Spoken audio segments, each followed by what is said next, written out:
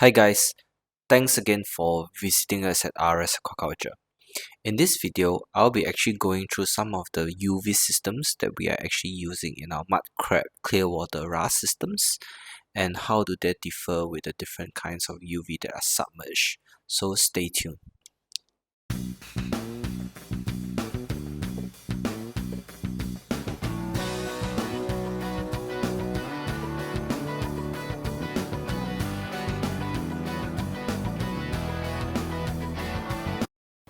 Welcome back guys. For those who are new to RS Aquaculture, we provide weekly content on mud crab farming with RS systems, and we also do a bunch of contents for biofloc shrimps. So do a like and subscribe so you get the weekly notification. So for today's video, so in the past, we actually bought this UV system along with the whole mud crab recirculating system a while back.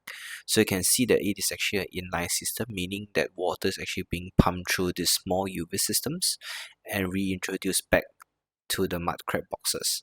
However, time we have actually added more UV lights on top of this existing UV inline system, and we actually use these submerged ones. Over here you can see actually these two glowing tubes that we add just before our pump, so that when the water picks up the water from the last stage, it goes through this UV before it being pumped back to the tank. So this is actually an important step to ensure that you do not have outbreak of pathogens in the boxes. So you can see that the crabs and the water is actually very clean and very healthy crabs. So that's actually a very important part. And this ensures that pathogen doesn't spread due to infections or any other bacteria that are present or viruses that are present in the systems. So it's actually a common technology that is being used in RAS system. But which is better, the inline models or the submerged models? So before we proceed, we first have to understand what are its limitations. So being in salt water, as this is where crabs thrive and grow, what you tend to have is a formation of scales over time in the boxes and in the piping. So as you can see that scales are mainly calcium carbonate or magnesium carbonate. They tend to deposit in all areas in the boxes or even in the piping, and some of these scales will actually also exist in your UV light system, meaning it is actually very hard to remove them. As you can see over here, I couldn't use my hands, but if I just took any PVC pipe and try to scrape it off, you can see that it starts to come off as a bits of flakes or pieces. So it is actually very hard to remove. And the downside of these scaling is actually it tends to happen in all UV systems and even in piping. So over time, the bulbs will require some sort of maintenance, in which you will have to either scrape off some of the scales that form either in the inline one or the submerged one.